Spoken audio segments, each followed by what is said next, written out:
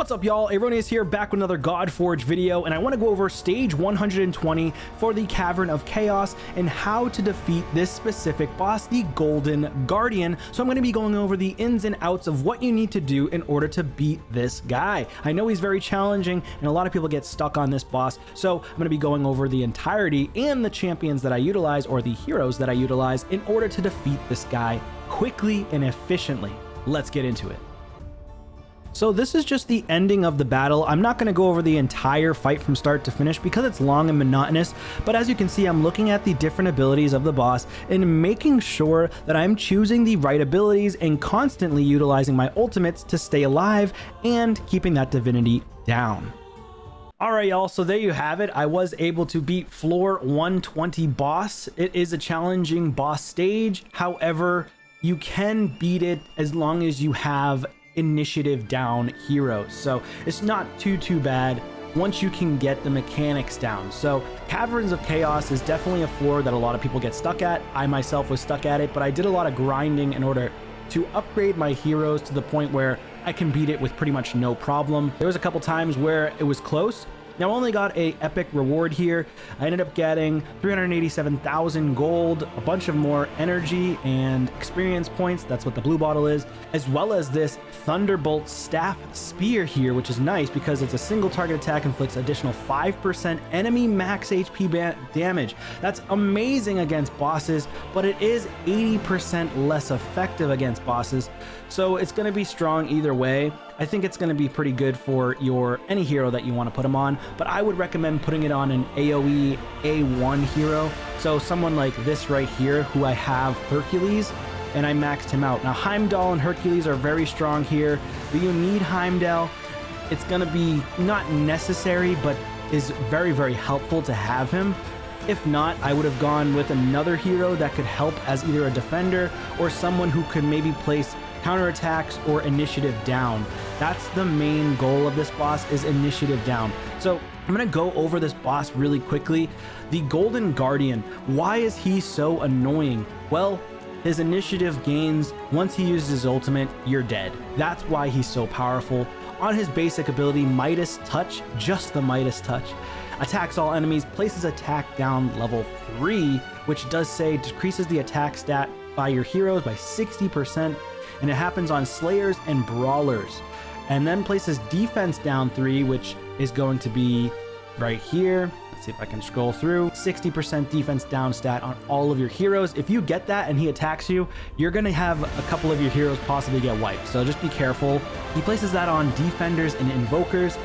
Places accuracy down on disruptors. The heroes that I have, I'll go over them afterwards and show you what type of heroes they are, so on and so forth, and go over their skills. So he places it for 1 turn. Reduces the turn meter of the enemy with the highest turn meter equal to the current divinity of the Guardian. So if the Guardian has close to full divinity, then that gets converted to a steal of your turn meter. So you got to be very careful. If the target turn meter is fully depleted, then we'll place an initiative down 3 on all enemies for 2 turns. And that's very strong. You want to try your best not to get initiative down, because you really want your initiative so you can get your ultimates as much as possible. So just be mindful of that. And then increases the Guardian divinity by 20 for each enemy inflicted with initiative down. So be careful. If you get initiative down on your allies, you're gonna lose extremely quickly. You could also go in with a resistance comp here if you wanted to have high res against the boss, and then he just won't land the initiative down. So that is an option for you. However, I didn't do that comp, so I don't know how successful it is. If you have completed this comp and you're in alpha testing currently with me, then leave a comment down below whether or not you did a resistance comp. But you do need to make sure you have initiative down heroes. If you don't have them, you will not beat this stage. Now his core ability, Shower of Gold, attacks all enemies, will place a stun for 1 turn on defender and brawlers and invoker heroes. Also places a speed down for 2 turns on slayer and disruptor heroes. Then, for every enemy inflicted with a stun, increases the divinity of the Guardian by 20. That's a large chunk. So you don't want to get stunned either if you can help it. For every enemy inflicted by speed down 3, which is going to reduce your speed by 30% on every one of your enemies, increases the divinity of the Guardian by an additional 10. So you got to be very, very careful and try. Basically, you don't want this guy to take as many turns as possible.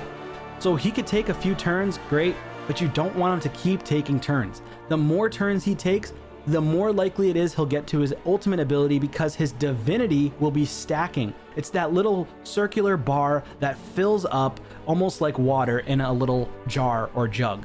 So just be very careful of that bar. Stun, of course, it just makes it so that your heroes or enemies skips their next turn. Then we go on to his ultimate ability. This is where it gets crazy. Attacks all enemies 3 times.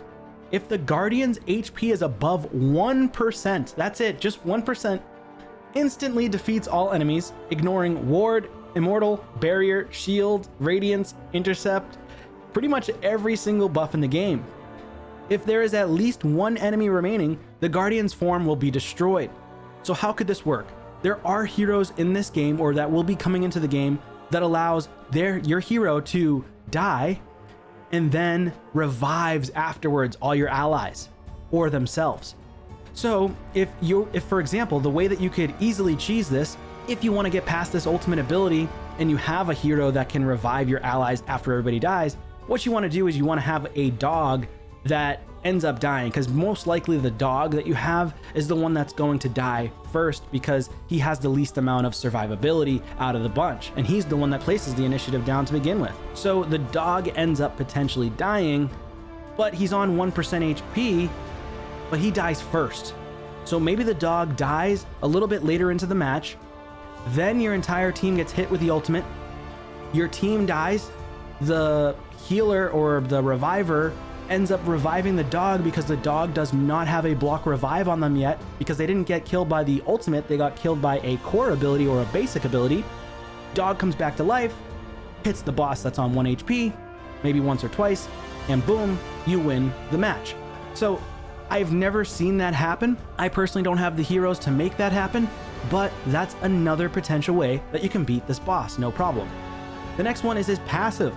Passive Ancient Guardian. Each time the Guardian receives damage, increases the divinity meter by 10. Occurs once per ability. At 30 divinity, the attacks will ignore 30% of the target's defense. As you saw, he was hitting harder and harder as his divinity meter was getting higher. At 60 divinity, increases the damage inflicted by 50%, which is crazy. Another passive, Horde of Midas. At the start of the round, activates Bounty. Each damaging hit increases the bounty by 1, and bounty basically just allows you to get better rewards. It's like a reward system in this game. When damaged by enemies under Vanish, the increase is doubled. So if you have enemies that are under Vanish, or allies that are under Vanish, you get more bounty. Enemies under Speed Down or Initiative Down will not increase bounty. Reduces bounty by 2 for each 1% turn meter reduced on the boss. So you don't want to reduce the boss's turn meter, you want to reduce the boss's initiative. It's actually better for that, so you get a higher bounty. Could you reduce the boss's turn meter? I'm not sure, because I don't have heroes that can do that I'm aware of, but I'm sure there are going to be heroes implemented in the game going forward. And again, this is alpha testing, so a lot of the heroes and boss mechanics could potentially be subject to change in the future, so just keep that in mind. Undefeated passive. Reduces incoming damage by 100% when HP falls below 1%. When this boss receives a disable, will remove the disable and increase the Guardian divinity by 30. So you want to try your best not to put too many disables on this boss. Now, disables are going to be things that stop him from taking a potential turn, but instead of him not taking a turn, he actually removes the disable and boosts his turn meter. So there are some heroes you want to be careful of utilizing. So next one is passive Mythic Resilience. Reduces incoming damage from Acid, Blaze, and Bleed. However, I was doing some good damage there. I believe it was from Acid. Immunity to increase and decrease divinity cost abilities and lock debuffs. So he cannot be taunted, and he's immune to increase and decrease divinity cost abilities. Things like lock. Now, I would be careful of this writing here. Again, this is alpha, so a lot of this is constructive criticism to the developers, because this could be read in different ways. So that means that the cost, I mean, I'm not sure. This is kind of a little bit tricky to read. I would assume that that means the abilities I was landing doesn't actually work against him if it's a decreased divinity. I think it was this guy here, Anubis. His ability to land initiative down for 2 turns right here decrease the initiative stat by 20%. So does this have to do with the initiative cost? I don't believe so. So decrease initiative stat by 20%. I think you want to land initiative down on him as much as possible so his initiative doesn't gain as quickly, but then it's in contradicting somewhat of his ability here, the immunity to decreased divinity cost, because you're decreasing the divinity because the cost of the divinity is at 100%, right? You can't use your ability, your ultimate or your divinity ability until you hit full divinity. So this is a little bit confusing, and I'm going to try to find more information on that in the future. Again, a lot of this stuff is subject to change, and I think it should be a little bit worded in a certain way that makes more sense in my opinion, or I'm just completely not reading it wrong. That could be completely my fault. So more on that in the future. Damage increases by 5% for each ultimate cast. So anytime he does an ultimate, which doesn't even matter to be honest, because when he casts an ultimate, you're pretty much just dead. So you can't really survive. You can't survive this. So I don't think this really even needs to be here. The passive frenzied, that's neither here nor there. You don't really need that there because he's killing everybody. So if we go to the heroes, if we look at Hercules, he's one of my favorite heroes. Heimdall, Hercules, and one of the top tier heroes is going to be Pangu as well as Beowulf. Beowulf is by far the best boss killer in my opinion in the entire game right now, next to other heroes such as Hercules and Heimdall and Zeus, for example. So Zeus and Beowulf are definitely, I think, the strongest, as well as Pangu. But I think Hercules is great at keeping himself alive and still doing great damage over time as a brawler. Now Heimdall is bugged right now, but for Hercules, I have him in there because he does good damage. He's currently at 48,000 HP, 2,800 attack, 183 speed, 77 accuracy. So the accuracy threshold at this boss, it seems like I was landing his abilities at 77 accuracy, which is the acid. The acid was taking very large chunks of his damage. So I think acid is an extremely powerful debuff that you can utilize against this boss. So keep in mind, even though he was reducing the damage from these debuffs, it was still doing heavy chunks of the damage.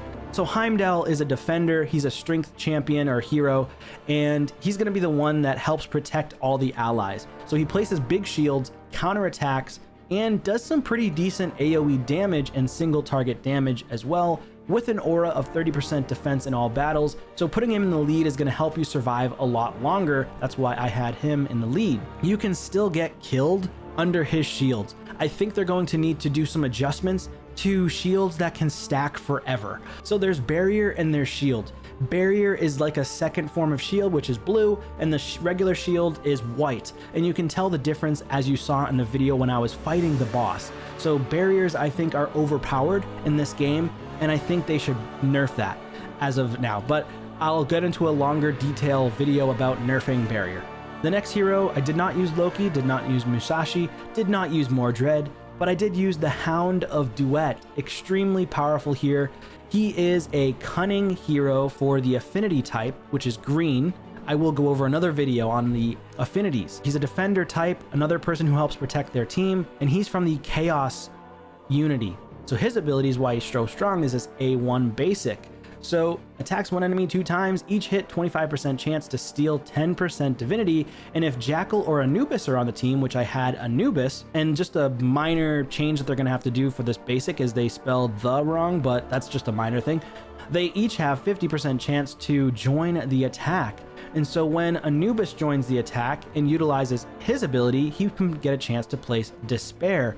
And Despair, the hero cannot receive positive buffs or effects while under Despair. The duration is reduced by 1 turn for each attempt to place the effect. However, because Despair is a debuff that is like a disable, the boss ends up removing that debuff. On the A2 avert, the afterlife, attack one enemy, place a shield on all allies to 25% of the damage inflicted. These were very small shields as you saw, but if Jackal and Anubis are on the same team, has a 25% chance to refresh the cooldown of this ability. It's on a long cooldown, by the way, 6 turns, but it does book down to, let's see, how many turns does it book down to? A 4-turn cooldown, as you can see in the ability upgrade. And then the effectiveness of the A1. Now, I do want to give a little bit of constructive criticism here as well.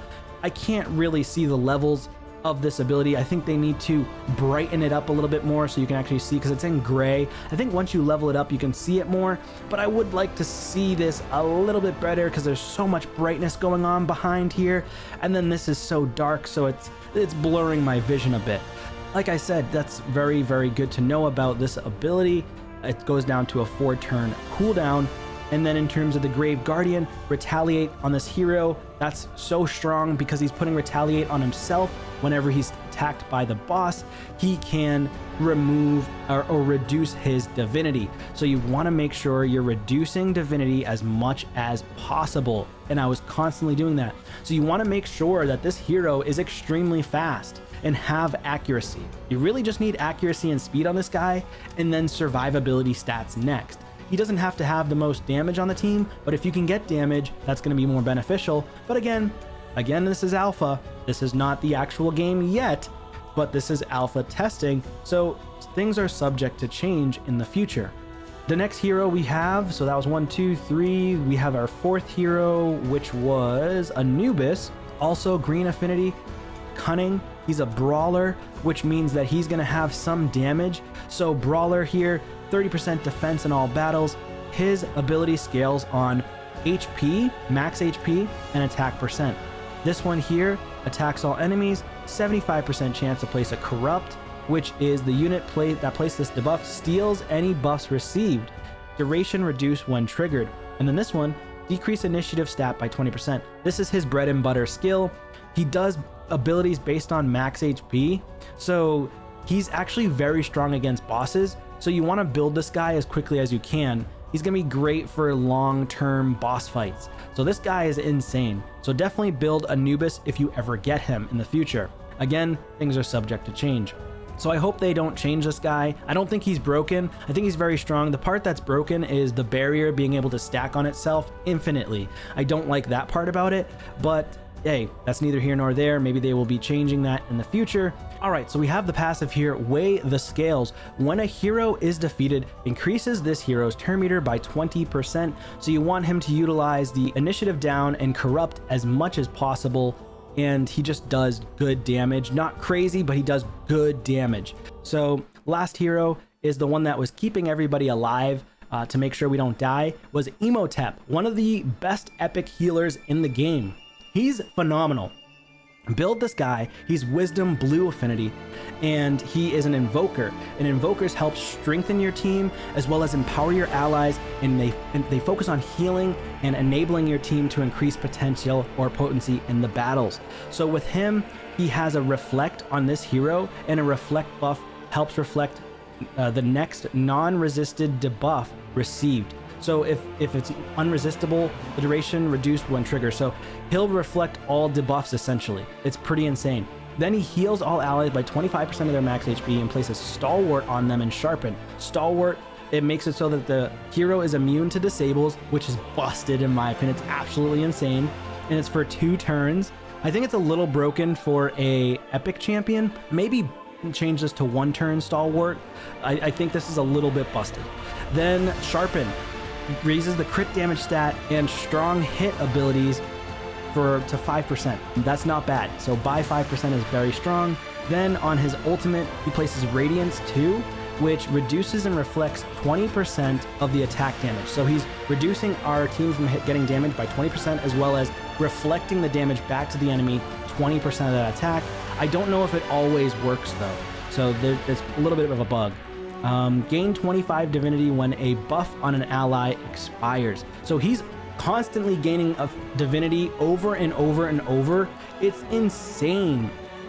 And as you saw, I was getting his ultimate non-stop. It was disgusting. So he was just keeping everybody alive. But the main thing is keeping initiative down on the boss. As long as you can do that, you will win the fight. There are other heroes in game that you can utilize. I'm just not going to be going over every single hero that has that at this time because I don't have all the heroes. I do have other epics that can be supporting, like disruptors, but some of the disruptors, again, keep in mind, if they land debuffs, it's a problem. So this girl right here, Pandora, is also very strong as a disruptor from the Chaos Order, and she is a Eternal type, which is purple affinity, and she can steal divinity. So she's also going to be strong. I can't go over every hero with that divinity steals because I don't have them all, but attacks 2 times at random, which since she's just attacking the boss, each hit has a 40% chance to steal 50 divinity. Absurd. But it's on a 5-turn cooldown.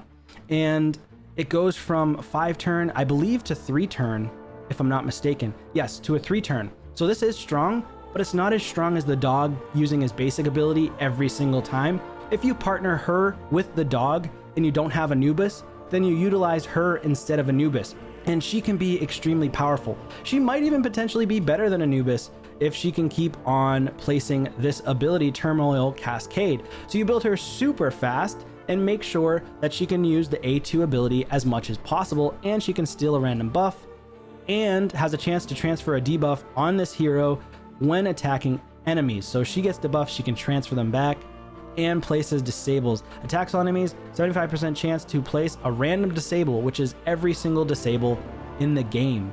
So as you can see, taunt, petrify, sleep, stun, despair, confuse. However, you don't want to use that ability against the boss, or else he's going to gain divinity faster. So like I said, she's really strong. I really like this hero. I think she's great. I just haven't built her yet. And the other epic hero that you can utilize is going to be Sett. Now I haven't built out a Sett yet and other epics that I have on my account currently, but eventually I will build him to test him out. And his ability on the A1 can attack an enemy with 75% attack chance to place initiative down.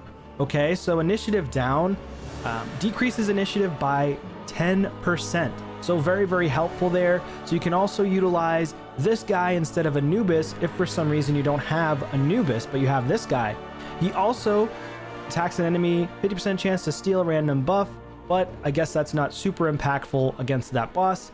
And then attacks an enemy with 50% chance to place Despair and Accuracy down, which you don't really need to utilize. You're just using him for the A1 for initiative down. And this is the weaker version of initiative down, keep in mind, as compared to the legendary Anubis, where he has, I think, initiative down 2. Yes, so he has initiative down 2, which is the stronger version, which decreases initiative by 20% instead. So there you have it.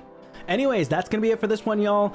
If you are interested in more content like this on Godforge, make sure to smash the like button, subscribe to the channel so you don't miss another video like this, and check out the next video I post, which is going to be going over either affinities, factions, and or the different mechanics of champions in this game.